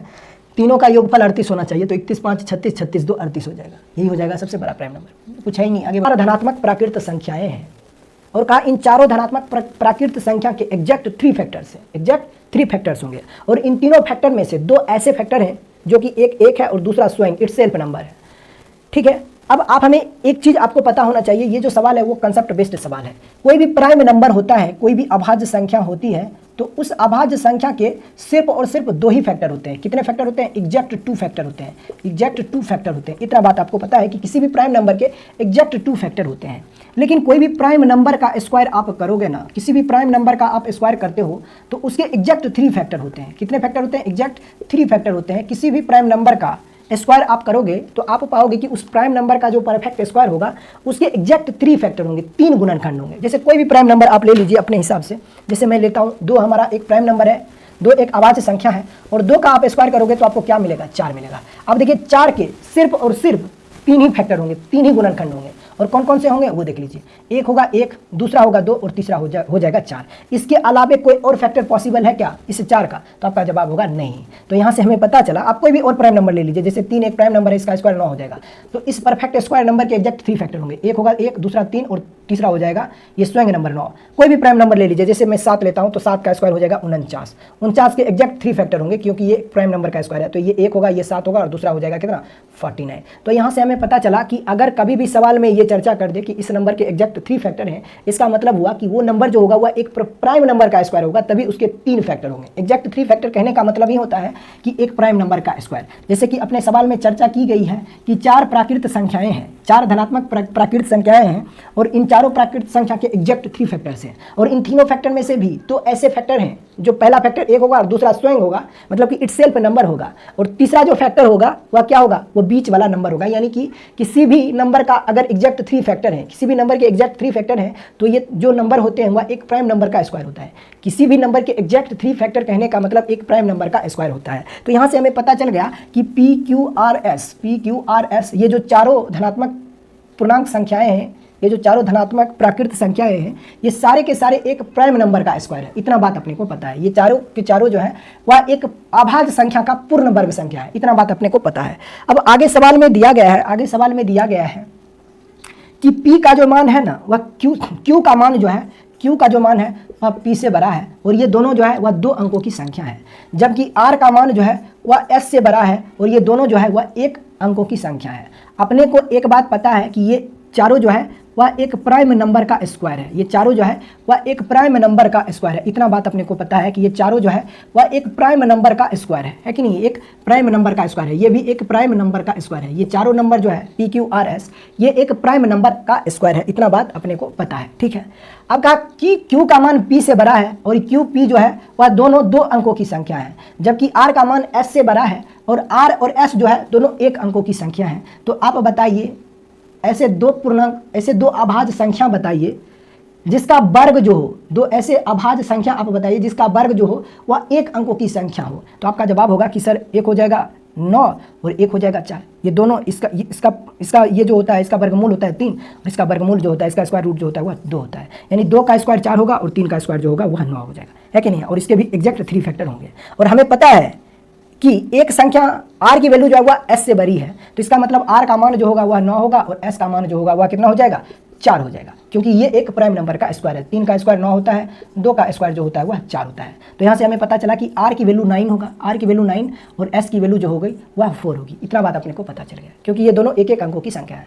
आगे कहा है कि सवाल में कि Q का मान जो है ना वह P से बड़ा है, जबकि Q जो है और P जो है यह दोनों 2-2 अंकों की संख्या है। तो आप हमें बताइए कि ऐसे 2 अभाज्य संख्या जिसका वर्ग 2 अंकों की संख्या बने, ऐसे 2 अभाज्य संख्या आप बताइए जिसका पूर्ण वर्ग हो वह 2 अंकों की संख्या हो। तो आपका जवाब आएगा कि सर अगर आप पूर्ण वर्ग संख्या की बात अगर आप कर रहे हो तो ये नंबर बना देगा। अगर मैं बात करूं 11 की, तो 11 एक प्राइम नंबर है, एक अभाज्य संख्या है और इसका स्क्वायर होता है 1 to 1, इसका स्क्वायर होता है 1 to 1। तो ये भी एक इसके भी एग्जैक्ट 3 फैक्टर होंगे, लेकिन ये 3 अंकों की संख्या हो जाएगी। तो इस नंबर को नहीं लेना है। 11 से छोटी संख्या आपको ढूंढना है जिसका कि स्क्वायर करो, 11 से छोटे प्राइम नंबर आप ढूंढिए जिसका स्क्वायर करो तो 2 अंकों की संख्या आपको मिल जाए। तो आपका जवाब होगा कि सर एक हो सकता है 7 का स्क्वायर करेंगे तो 49 बनाएगा और दूसरा हो जाएगा 5 का स्क्वायर करेंगे तो ये बना देगा 25। इससे अगर छोटे प्राइम नंबर में हम जाते हैं तो वो उसका स्क्वायर करेंगे तो वो 1 अंकों की संख्या बन जाएगी इस प्रकार से। तो हमें पता है कि Q का मान P से बड़ा है, तो Q की वैल्यू जो होगी वह कितना होगा? 49 होगा। P की वैल्यू जो होगा वह 25 होगा। इसके अलावा क्या कोई नंबर पॉसिबल है? आप कहोगे नहीं पॉसिबल है। तो यहाँ से हमें पता चल गया Q की वैल्यू 49 होगा, P की वैल्यू जो होगा वह 25 होगा। इतना बात अपने को पता चल गया है। अब हमसे पूछा क्या है? हमसे पूछा है एक एक्सप्रेशन की वैल्यू। हमसे पूछा जा रहा है कि बताइए, आपको बताना है कि P माइनस Q माइनस 1 अब बटे R माइनस S की वैल्यू कितना होगा? सारे वैल्यू आपको पता है कि P का मान जो है वह कितना है? P का मान 25 है, Q का मान जो है वह 49 है, ठीक है। तो आप यहाँ पे वैल्यू रख दीजिए, ये हो जाएगा 25 माइनस 49 माइनस 1, यही हो जाएगा। बट्टे R की वैल्यू भी आपको पता है, R का मान जो है वह है 9, R की वैल्यू 9 है और S की वैल्यू जो है वह कितना है? 4 है, ठीक है। इसको आप सॉल्व कर दीजिए तो इन दोनों का सम हो जाएगा कितना? 50। तो ये ऊपर में आपको मिल जाएगा -25, नीचे आपको मिल जाएगा +5। तो यहाँ से उत्तर निकल के आपको आ रहा है -5। माइनस S नहीं है, -5, ये जो है वह S है। तो आप देखिए कौन सा ऑप्शन -5 दे रहा है, -5 दे रहा है। आप ध्यान से देखिए, आप देखोगे ना कौन सा ऑप्शन -5 दे रहा है। ऑप्शन नंबर सी को देखिएगा, ऑप्शन नंबर सी को देखिएगा, सवाल में दिया गया है -S -1। तो S की वैल्यू तो आपने क्या रखा है? 4 रखा है, तो ये हो जाएगा -4 और -1 यानी कि -5। यही हमारा उत्तर हो जाएगा। ऑप्शन सी जो है वही -5 दे रहा है, तो यही हमारा उत्तर हो जाएगा। मैंने कोशिश किया इस तरह के सवाल को अच्छे से सॉल्व आपको समझाने की। तो चलिए आगे बढ़ते हैं क्वेश्चन नंबर 72 की ओर। क्वेश्चन नंबर 72 की ओर हम लोग चलते हैं। क्या दिया गया? क्वेश्चन नंबर 72 में दिया गया है, अच्छा ये जो क्वेश्चन नंबर 72 है, यहाँ पे आप देख रहे होंगे क्वेश्चन नंबर 72 आपके सामने आपको दिख रहा होगा। ये नंबर जो है ना वह गलत नंबर दिया गया है। आप वैसे भी देखिएगा सारे नंबर, देखिए इसका कुछ ना कुछ तो सॉल्यूशन होगा ही होगा, लेकिन जो आंसर दिया गया वो बिल्कुल उलट पुलट आंसर दिया गया है। मतलब कि क्वेश्चन में ही कुछ ना कुछ एरर है, क्योंकि सटीक आप आंसर नहीं निकाल पा रहे हो इसका, कुछ ना कुछ इसमें एरर दिया गया है। तो क्वेश्चन नंबर 72 जो है वह गलत है, इसको आप मार्क लगा दीजिएगा, ठीक है, गलत क्वेश्चन है। आगे बढ़ते हैं क्वेश्चन नंबर 73 की ओर। क्वेश्चन नंबर 73 को देखिएगा, कहा है यहाँ पे x y z are distinct prime number. Distinct prime number कहने का मतलब तीनों अलग अलग अभाज्य संख्याएं हैं, ठीक है। एक्स वाई जेड जो है वह अभाज्य संख्याएं हैं, तीनों अलग अलग अभाज्य संख्याएं हैं, जहाँ एक्स वाई जेड के बारे में बोला है कि वाई की वैल्यू जो है वह एक्स से बड़ी है और जेड की वैल्यू जो है वह एक्स वाई से बड़ी है, ठीक है। तीनों का सम जो है 70 है, तो जेड का मान क्या हो सकता है? जेड जो है वह सबसे बड़ा है। यहाँ पे रिलेशन दिया गया है, सवाल में रिलेशन दिया गया है कि एक्स की वैल्यू जो है वह वाई से छोटी है, मतलब वाई की वैल्यू एक्स से बड़ी है। आगे सवाल में दिया गया है कि जेड का मान जो है ना, जेड का मान जो है वह y से बड़ा है, z की जो वैल्यू है वह y से बड़ी है। मतलब इसको आप ऐसे भी बोल सकते हो कि z का मान जो होगा वह सबसे बड़ा होगा और x का मान जो होगा वह सबसे छोटा होगा और y जो होगा वह बीच में होगा। आगे सवाल में कहा है कि इन तीनों वेरिएबल का sum x plus y plus z जो है, x plus y plus z जो है, इन तीनों का सम जो है वह 70 है। ऐसा सवाल में दिया है 70 है, जबकि x y z जो है वह एक प्राइम नंबर है, एक प्राइम नंबर, तीनों के तीनों एक प्राइम नंबर है। ठीक है, सारे एक प्राइम नंबर है, ये सवाल में दिया गया है। तो तीनों का योगफल भी 70 दिया गया है। तो हमसे पूछा जा रहा है कि बताइए z का अधिकतम मान क्या हो सकता है, ये आपको पता करना है। तो आप सोचिए z का अधिकतम मान क्या हो सकता है। ऑप्शन से चलिए जल्दी हो जाएगा। सबसे बड़ा ऑप्शन क्या दिया गया, ऑप्शन नंबर डी। अब चेक कीजिएगा कि अगर मैं z की वैल्यू 43 रखता हूँ तो इन दोनों का सम जो होना चाहिए वो 37 होना चाहिए। ठीक है, नहीं 27 ना होना चाहिए, 27 होना चाहिए। ठीक है, 27 होना चाहिए। इन दोनों का योगफल जो होना चाहिए वो 27 होना चाहिए। तो 27 को दो अभाज्य संख्याओं के योगफल के रूप में आप लिख सकते हो क्या, आप बताइए, जहाँ पर x छोटा हो y बड़ा हो। ठीक है, अब देख लीजिए क्या हो सकता है। अगर मैं एक संख्या को 17 मानता हूँ तो दूसरा 10 हो जाएगा, नहीं हो पा रहा है।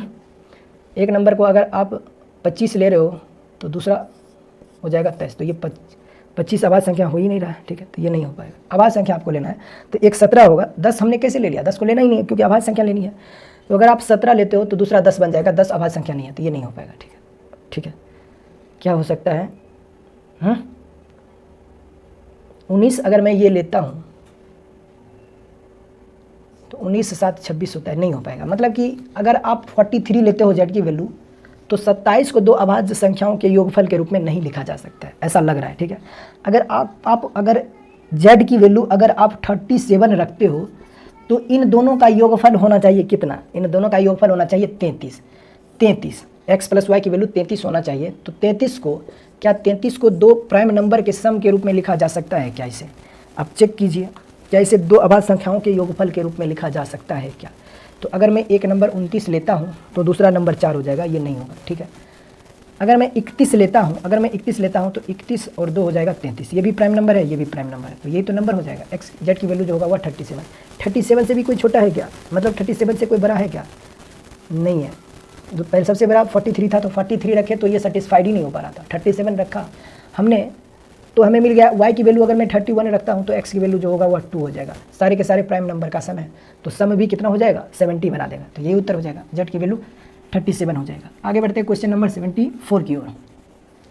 क्वेश्चन नंबर 74 को देखिएगा, क्वेश्चन नंबर 74 को देखिएगा। सवाल में दिया गया है कि 53 से लेकर 97 तक के कितनी संयुक्त संख्या हैं। संयुक्त संख्या कहने का मतलब होता है भाज्य संख्या यानी कि कंपोजिट नंबर।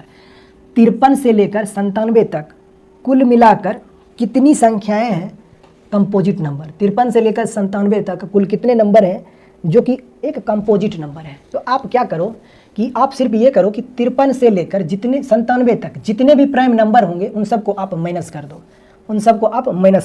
ठीक है।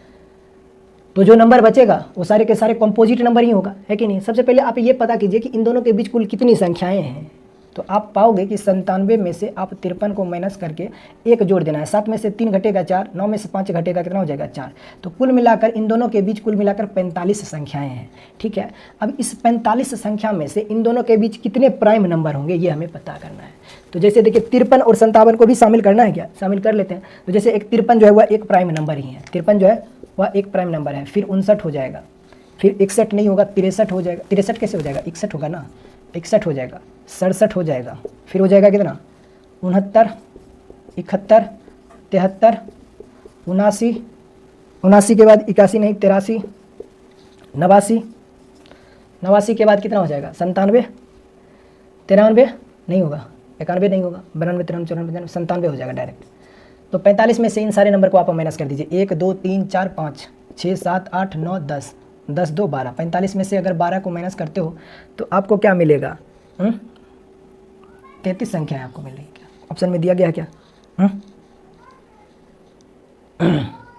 97 में से अगर आप 53 को माइनस करते हो तो आपको क्या मिलेगा। 7 में से 3 घटेगा 4, 9 में से 5 घटेगा 4, एक संख्या जोड़ दीजिए तो ये हो जाएगा 45। 97 तक कहने का मतलब इन दोनों नंबर के बीच कुल कितने प्राइम नंबर होंगे। तो इन दोनों नंबर के बीच कुल मिलाकर कितने प्राइम नंबर होंगे, इसको नहीं लेना है और इसको नहीं लेना है, तो कुल मिलाकर कितना हो जाएगा 10। तो 45 में से 10 माइनस करोगे तो उत्तर हो जाएगा कितना 35, यानी कि 35 संख्याएं होंगी जो कि कंपोजिट नंबर होगा, जो कि भाज्य संख्या होगी। और यही तो आपसे पूछा जा रहा है कि 53 से लेकर 97 तक कितनी संयुक्त संख्याएं हैं, कितने कंपोजिट नंबर हैं। तो कुल मिलाकर 35 कंपोजिट नंबर होंगे, यानी कि भाज्य संख्याएं होंगी, और यही सवाल का उत्तर होगा। तो दोस्तों इस सेशन में हम लोगों ने टाइप 2 और टाइप 3 को सॉल्व कर लिया है। तो फिर मिलते हैं नेक्स्ट सेशन में, तब तक के लिए बाय बाय।